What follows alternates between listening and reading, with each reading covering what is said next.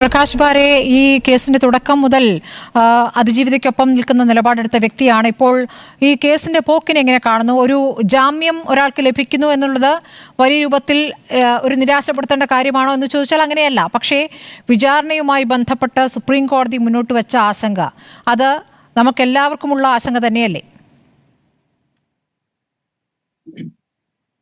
ഇവിടെ ഈ കേസിന്റെ കാര്യം എടുക്കുകയാണെങ്കിൽ, അതിജീവിതയ്ക്ക് നീതി കിട്ടുന്ന കാര്യം എടുക്കുകയാണെങ്കിൽ, ഇതൊരു വലിയ സംഭവമാണ്. ഈ കേസിന്റെ നാൾ വഴികളിൽ ഒരു വലിയ സംഭവമാണ്. It's A mile stone.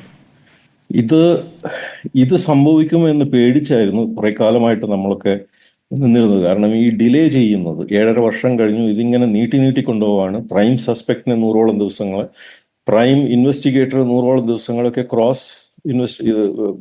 Cross ചെയ്തുകൊണ്ടിരിക്കുന്ന ഈ ലോയേഴ്സ്, 8-ാം പ്രതിയുടെ ലോയേഴ്സ് ശരിക്കും വെയിറ്റ് ചെയ്യുകയായിരുന്നു. ഇത് കുറെ കഴിഞ്ഞു കഴിഞ്ഞാൽ സുപ്രീം കോടതി 1-ാം പ്രതിയെ പുറത്തു വിടും എന്ന്, അത് കഴിഞ്ഞിട്ട് മാത്രം ഈ കേസ് തീർന്നാൽ മതി എന്നുള്ള രീതിയിൽ ദേ ഹാവ് ബീൻ വെയിറ്റിംഗ്. ഇനി എന്തുകൊണ്ടാണ് നമ്മൾ ഇത് പേടിച്ചത്? എന്തിനെ പറ്റിയാണ് നമ്മുടെ കൺസേൺ?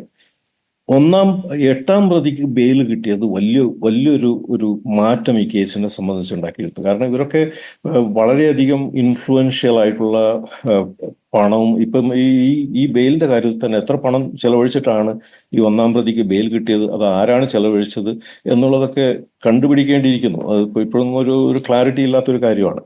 സോ ഇത്രയും പ്രബലരായിട്ടുള്ള, പണക്കാരായിട്ടുള്ള, ഇൻഫ്ലുവൻഷ്യൽ ആയിട്ടുള്ള ആൾക്കാർ ഒരു കേസിൽ വരുമ്പോൾ എന്തൊക്കെ ആ കേസിൽ സംഭവിക്കാം, അതൊക്കെ ഈ കേസിൽ സംഭവിച്ചിട്ടുണ്ട്. അത് കേരളത്തിന്റെ ചരിത്രത്തിൽ തന്നെ സംഭവിക്കാത്ത ഒരുപാട് കാര്യങ്ങൾ ഇതിൽ സംഭവിച്ചിട്ടുണ്ട്. എത്രയോ വിറ്റ്നസിനെ ഇൻഫ്ലുവൻസ് ചെയ്തിട്ടുണ്ട്. നമുക്കറിയാം, 10-20ലധികം വിറ്റ്നസിനെ പച്ചക്ക് കത്തിക്കുമെന്ന് പറഞ്ഞ കൊളീഗ്സ് കോടതിയിൽ എത്തുമ്പം കാര്യങ്ങൾ മാറ്റി പറഞ്ഞിട്ടുണ്ട്. പ്രൈം എവിഡൻസ്, ഇതിന്റെ ഏറ്റവും പ്രധാനപ്പെട്ട എവിഡൻസ്, ഈ കുറ്റകൃത്യം ചെയ്തതിന്റെ വീഡിയോ, ആ വീഡിയോ ഇല്ലീഗലി ആക്സസ് ചെയ്യപ്പെട്ടിട്ടുണ്ട്, leaked.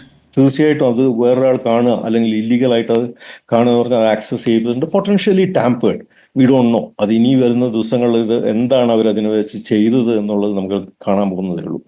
Physical threat to investigating officer, അത് കേൾവിയില്ലാത്ത കാര്യമാണ്. പോലീസിനെതിരെ പോലും അങ്ങനെ സംസാരിക്കുക, അങ്ങനെയുള്ളൊരു പ്ലാൻ ഉണ്ടാക്കുക. തേടിയ വള്ളി കാലിൽ ചുറ്റി എന്നുള്ള ഒരു പ്രയോഗം നമുക്ക് ഓർമ്മയുണ്ടാവും. ജുഡീഷ്യറി ഇൻഫ്ലുവൻസ് ചെയ്യാൻ വേണ്ടിയിട്ടുള്ള ശ്രമം ഉണ്ടാവുക.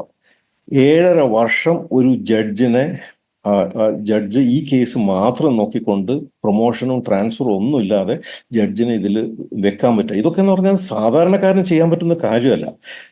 പ്രൈം വിറ്റ്നസ് ഇതിൽ വന്ന ബാലചന്ദ്രകുമാറിന് എതിരായിട്ട് റേപ്പ് കേസ്, വളരെ ബോഗസ് ആയിട്ടുള്ള റേപ്പ് കേസ്, പോലീസിന് കൃത്യമായിട്ടും പൊളിക്കാൻ പറ്റിയ ഒരു റേപ്പ് കേസ് അദ്ദേഹത്തിനെതിരായിട്ട് വന്നിട്ടുണ്ട്. അത് ആരാണ് അതിന്റെ പിറകിൽ? ഡിനൈങ് ടു, കോടതി ചോദിക്കുമ്പോൾ ഫോൺ തരില്ല എന്ന് പറയാനുള്ള ഒരു ധാർഷ്ട്യം, വക്കീലന്മാരെ ഉപയോഗിച്ച് തന്നെ ഫോണിലുള്ള എവിഡൻസ് ഡിസ്ട്രോയ് ചെയ്യാനുള്ള ഇത്.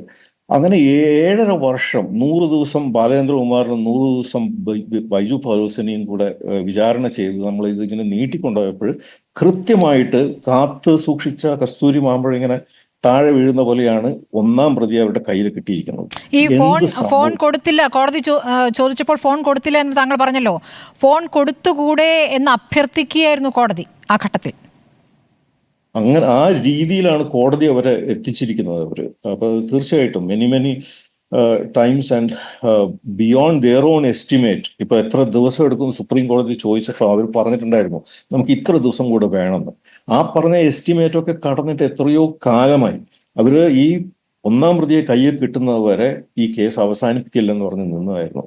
പുറത്തു വന്നതുകൊണ്ട്, 1-ാം പ്രതി പുറത്തു വന്നതുകൊണ്ട് AMMA, ഫെഫ്ക, ഇൻഡസ്ട്രിയിലുള്ള എല്ലാ അസോസിയേഷനും അതിജീവിതയുടെ കൂടെ അല്ല, സോ ഈ പ്രതിയുടെ കൂടെയാണ് നിൽക്കുന്നത് എന്ന് നമ്മൾ മനസ്സിലാക്കണം. അപ്പൊ ഇങ്ങനെയുള്ളൊരു സാഹചര്യത്തിൽ ഇനി എന്താ സംഭവിക്കാൻ പോണത്? ഇയാൾക്ക് ഈ 1-ാം പ്രതി അപകടത്തിൽപ്പെടുത്താം, അല്ലെങ്കിൽ അയാളുടെ മൊഴി മാറ്റാം, അല്ലെങ്കിൽ ഈ പറയുന്ന എവിഡൻസിനെ ടാമ്പർ ചെയ്ത് ഡിസ്ക്രെഡിറ്റ് ചെയ്ത് അങ്ങനെയുള്ള കാര്യങ്ങൾ ഇനിയിപ്പോ കാണാൻ പോകുന്ന പൂരമാണ്. ഇതൊക്കെ വലിയൊരു സങ്കടമുള്ള ഒരു കാര്യമാണ്. ഇതിൻ്റെ അകത്ത് എനിക്ക് പറയാനുള്ള ഒരു സാധനം എന്ന് പറഞ്ഞാൽ, ഹേമ കമ്മീഷൻ റിപ്പോർട്ടിൻ്റെ അകത്ത് ഇതുപോലെയുള്ള പലതവണ ഇതുപോലെയുള്ള കാര്യങ്ങൾ മലയാള സിനിമയിൽ നടന്നിട്ടുണ്ട് എന്നുള്ള ഇൻഫർമേഷൻ ഉണ്ടെന്നാണ് പറയുന്നത്. അങ്ങനെയാണെങ്കിൽ അത് ഇൻവെസ്റ്റിഗേഷൻ ടീമിന് കൈമാറണം. ആ കാരണം അതും കൂടെ ഉപയോഗിച്ചിട്ട് കൂടുതൽ തെളിവുകൾ അവർക്ക് ശേഖരിക്കാൻ പറ്റുന്നുണ്ടെങ്കിൽ ദാറ്റ് ആക്ച്വലി മാറ്റേഴ്സ്.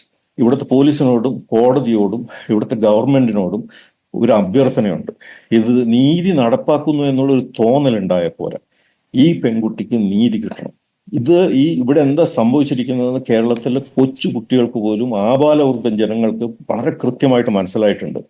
പണത്തിന്റെ മേലെ പരുന്തും പറക്കില്ല എന്നുള്ള മെസ്സേജാണ് ഫൈനലി നമുക്ക് കിട്ടാൻ പോകുന്നതെങ്കിൽ അത് ഈ പറഞ്ഞ എല്ലാ എൻറ്റിറ്റിക്കെതിരെയുള്ള ജനരോഷമായിട്ട് മാറും എന്നുള്ളത് അവർ കൃത്യമായിട്ട് മനസ്സിലാക്കേണ്ടിയിരിക്കുന്നു.